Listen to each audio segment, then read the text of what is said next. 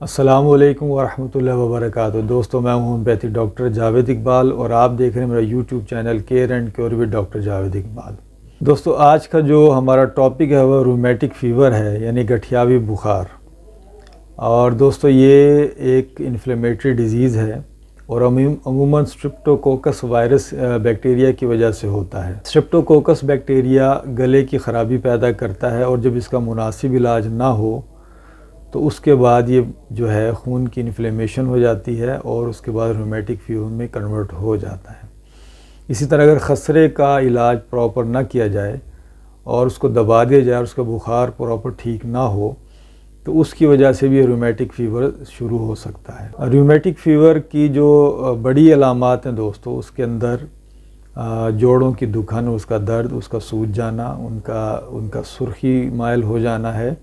اور اس میں عموماً بڑے جوڑ متاثر ہوتے ہیں، جیسے ٹخنا، گھٹنا اور اس طرح کلائی کے جوڑ اور آپ کی کونیوں کے جوڑ متاثر ہو سکتے ہیں۔ اور اس میں کارٹلیج وغیرہ کے ڈیمیج ہونے کا زیادہ ڈر ہوتا ہے اگر یہ زیادہ پرانی بیماری ہو جائے تو۔ اس کے ساتھ ساتھ اس میں سینٹرل نروس سسٹم بھی بعض اوقات متاثر ہو جاتا ہے اور اسی طرح دل، آپ کی جلد اس میں متاثر ہو سکتی ہے اور اس کی وجہ سے بعض اوقات تو پیچیدگیاں بہت زیادہ ہو سکتی ہیں۔ اگر سینٹرل نروس سسٹم اس میں متاثر ہو جائے تو پھر عجیب سے رویے کا اظہار مریض کرے گا، یعنی کبھی وہ ہنسے گا، کبھی وہ روئے گا اور اس کی غیر ارادی اور غیر اختیاری حرکات ہوں گی۔ کبھی اس کے بازو، ہاتھ ہلنا شروع ہو جائیں گے، کبھی چہرہ ہلائے گا، کبھی عجیب و غریب سی حرکتیں کرنا شروع کر دے گا۔ اور ایسے مریض کے جوڑوں میں شدید دکھن اور درد شروع ہو جاتا ہے۔ بخار ہلکے درجے سے شروع ہو کر شدید درجے تک یہ ہو سکتا ہے۔ تو دوستو، عموماً اس مرض کا شکار 5 سال سے لے کر 15 سال تک کے بچے ہوتے ہیں۔ بڑوں میں بھی یہ دیکھا جاتا ہے لیکن زیادہ تر جو ہے اس ایج گروپ کے بچے اس سے متاثر ہوتے ہیں۔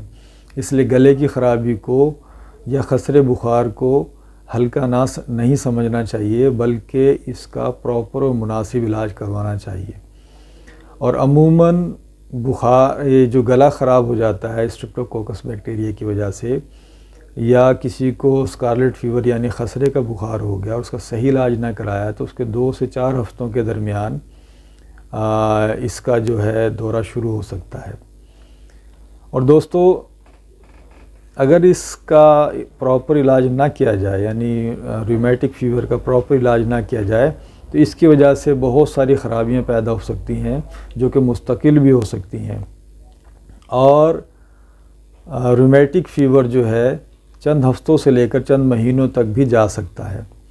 اس میں جو سب سے بڑی جو خطرناک صورتحال ہوتی ہے، جب اس گٹھیاوی بخار جو ہے اس کی وجہ سے جب رومیٹک ہارٹ ڈیزیز یعنی کہ گٹھیاوی دل کی تکلیف ہو جائے تو اس میں پھر دل بہت سخت متاثر ہو جاتا ہے، جو کہ بہت خطرناک ہو سکتا ہے۔ ان میں عموماً اس کی وجہ سے دل کے پٹھے اور دل کے ویلو متاثر ہوتے ہیں۔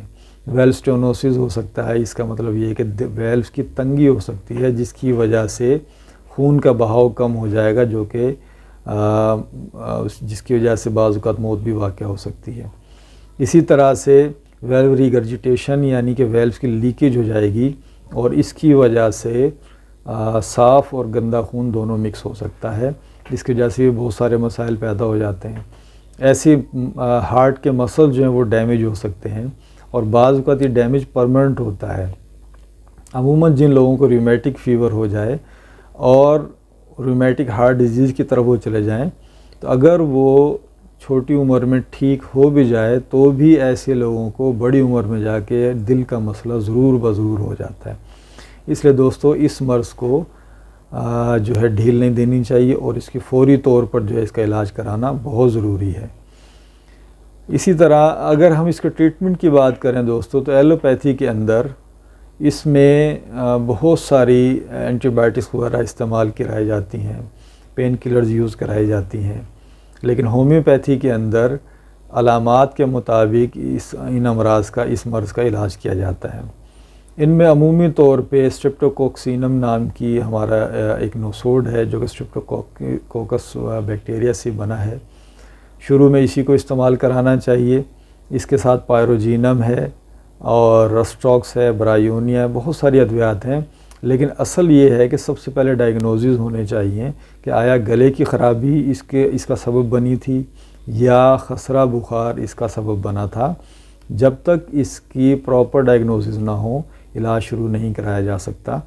اس لیے جب بھی کسی کا گلا خراب ہو اور اس کا بخار بہت لمبے عرصے تک چلے تو اس کو چاہیے کہ فوری طور پہ اپنے ٹیسٹ کروائے اور کسی بھی اچھے ہومیوپیتھ کے پاس جا کر اپنا علاج کرائے تو انشاءاللہ شفائے کاملہ نصیب ہوگی.